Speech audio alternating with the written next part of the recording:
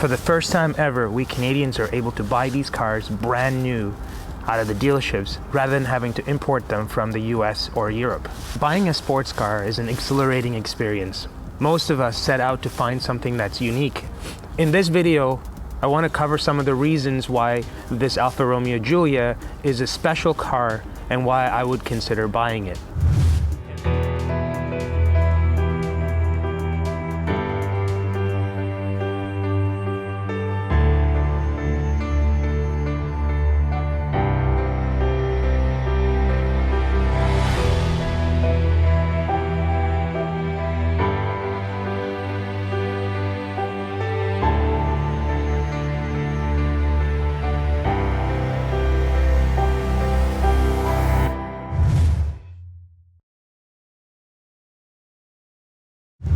The Alfa Romeo brand has been around for over 100 years, 108 years to be exact. Their first car had just 24 horsepower, and now these cars are pumping out 500 plus horsepower. It's crazy. We also have to thank Alfa Romeo for bringing us Ferrari. Back in the day, Enzo Ferrari actually worked for Alfa Romeo within their racing department, and Ferrari was Alfa Romeo's racing department. Over time though, Enzo Ferrari wanted to split off from Alfa Romeo and create his own company, and that is what we have today that's called Ferrari, which is quite amazing if you think about it. So from that perspective, I'd like to think that there are some elements of Ferrari influence in the designs of these new Alfa Romeos. The Giulia model is not a brand new name for this car. It's been around for quite some time. Since in 1960, the Giulia brand or the Giulia model has been around. It's gone through 3 big redesigns in its life. It came in all kinds of body types, from 4-door sedans to coupes and the Spider. There was a period in time when Alfa Romeo fell off the charts. They were struggling to make a profit, people stopped talking about them, and slowly they kind of fell off the limelight. In 2015, however, though, as part of their comeback plan, they launched the Alfa Romeo Giulia Quadrifoglio. It caught the attention of the masses worldwide, and it created such a stir with this beautiful design, exterior, interior, and the ability to drive and create this dynamic experience for the driver. They focused on racing and racing technologies with their front engine, rear-wheel drive cars that will be accessible to the sporting enthusiasts like you and I. So the Italians focus a lot of their design and engineering efforts into adding more power, more technology, and more driving dynamics into this car when compared to others in its class. If something was to be compromised, it would be taking away luxuries that would take away from the driving experience that connect the driver and the car. So from that perspective, I really like their DNA and their model in which they've developed their cars over the course of time. Now that DNA seems to have remained consistent with this model as well. But wait, you say Alfa Romeos are notorious for its reliability. Well, it perhaps would have been true in the past with the older generation of Alfa Romeos. However, in this new generation of Alfa Romeos, I don't believe that's the case. We obviously have to give it some time before we can make a judgment on it. But with Alfa Romeos, you typically take a leap of faith and you learn to live with all of the quirks that it brings to the table. Besides, that's what I think being an Alfisti is all about. You don't focus on all of the quirks of the car, you focus on the great things it gives you in terms of driving pleasures. This Alfa is packed with technology that matters. For example, the engine, this 2-liter turbo inline 4, is the punchiest 2-liter turbo that you can find in the segment. When compared to its rivals, this thing makes 308 foot-pounds of torque and 280 horsepower. That's amazing that they can squeeze that much out of a 2-liter turbo. The engine is attached to a ZF 8-speed automatic, and that automatic is super smooth. It is so buttery. The shifts are on point, downshifting, upshifting, highway shifting. It is on point. It's the same transmission that's been used by other German manufacturers as well. This Giulia is an all-wheel drive system, so the front wheels and the rear wheels are all connected through a drive shaft that's all made out of carbon fiber. When you look at all the competitors in the space in a four-door sedan such as this that's all-wheel drive, or even rear-wheel drive, they typically go to steel drive shafts. Alfa Romeo has done the opposite. They've gone carbon fiber. Carbon fiber is typically stronger, and it's much lighter than the steel counterparts. And that is one of the elements that adds to the overall 50-50 weight distribution of this car, making for a really nice driving experience. This is the kind of stuff that Alfa Romeo has done to this car to make it so special. Then there is the patented suspension technology that's equipped in the car. I'm not quite sure what makes it so patentable and what's so special. Something about multi-link rear suspension. I thought that was a very common thing with a lot of modern cars now. Let me know in the comments below if you guys know what's so special about the suspension as well. And because of that patented technology, you can kind of tell that this car drives very different compared to other rivals in the space. It's ever so unique. You have to get into the car and drive it. It's hard to explain. There's not a whole lot of understeer at all. The steering is so direct. So the driver is so well connected to the car and how it performs on the road. All Alfa Romeo Giulias come standard with Brembo brakes. They haven't skimped out on interior luxuries and practicalities either. When you get into the car, everything is very ergonomic.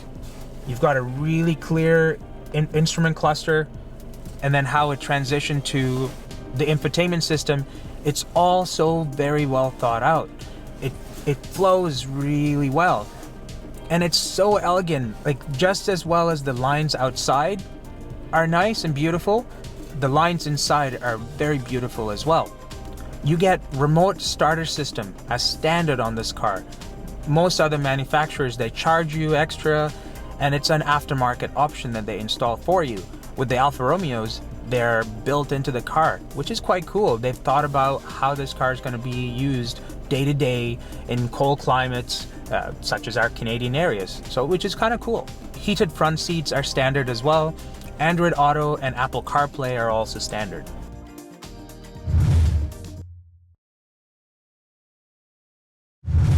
When we talk about the Alfa Romeo, yes, there are quirks, but to be honest, there's not a whole lot of quirks to this car at all. There are small things that may get you, things like the nav system, which is a TomTom system. It's not the most intuitive system in the world, but it's quite nice actually. The infotainment system is pretty straightforward. There's nothing odd about it. Another quirk, this unlock lock mechanism for the keyless entry and keyless exit. That's a stupid looking button. Why did they do that? If you look at the Audi, it's a seamless, touch sensitive thing. Why couldn't they have done that here? Kind of a weird quirk. Another quirk with this car is the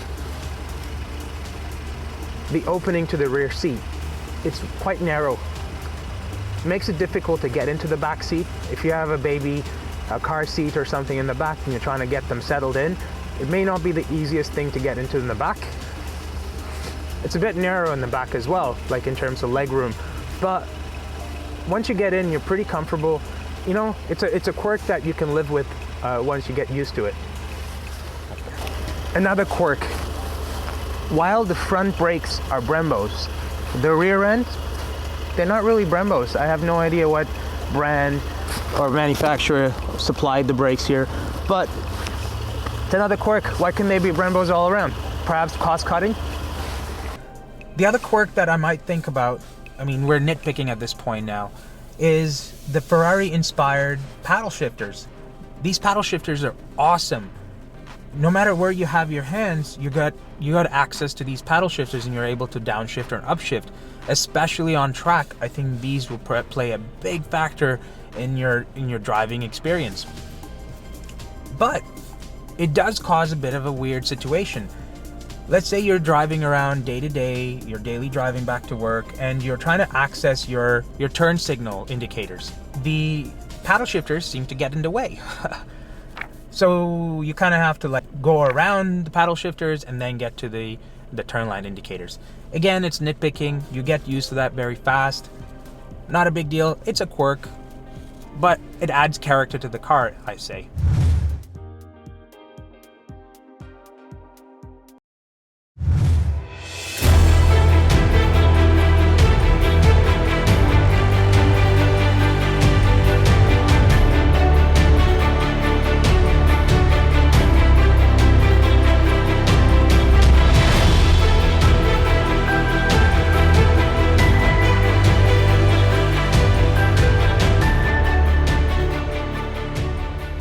Can't talk about this Alfa without talking about the design.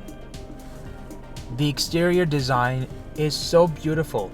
I think it's probably the most beautiful four-door sedan any manufacturer has made. It's beautiful. It's got lines in all the right places, curves in all the right places. It instills emotion as you walk towards it. It got my heart pumping the first time I saw this car and I wanted to jump in. And when I got in, it's equally exciting. This car was co-designed with the Maserati designer, and it clearly shows. They make beautiful cars, and now Alfa is making beautiful cars as well. Not to say Alfa's never made beautiful cars. I think Alfa's always made beautiful cars. But I think the collaboration between Maserati and Alfa has given us something so unique, and I'm grateful for that. From the exterior perspective, there are so many different things that you can learn about the design. For example, the word Scudetto. It's a cool sounding word, and it describes the front grille. And I feel like there's more of those terminologies that you will be learning the longer you own this car.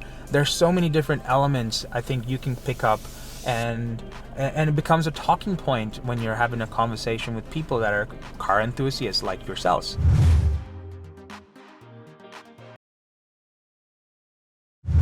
It's the best value for money in the four-door luxury sedan segment, in my view.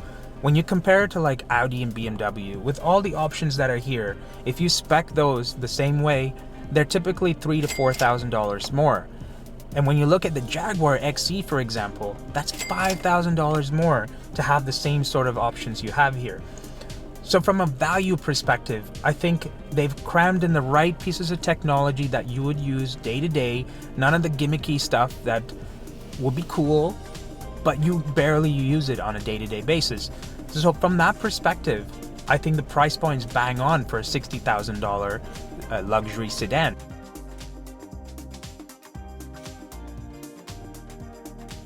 With all that being said, should you buy this car? I think you should. But if you ask an Alfisti, for example, you don't buy this car, you own this car. You buy an Alfa with your heart and your emotions rather than your brain. This car is so beautiful, and it's so beautiful to drive that you forget about logic, and all you care about is, I want to buy this car, I want to drive it, I want to own it. You immerse yourself in the Alfa experience, the heritage and the sporting pedigree. So as a result, you're entering the Alfa family.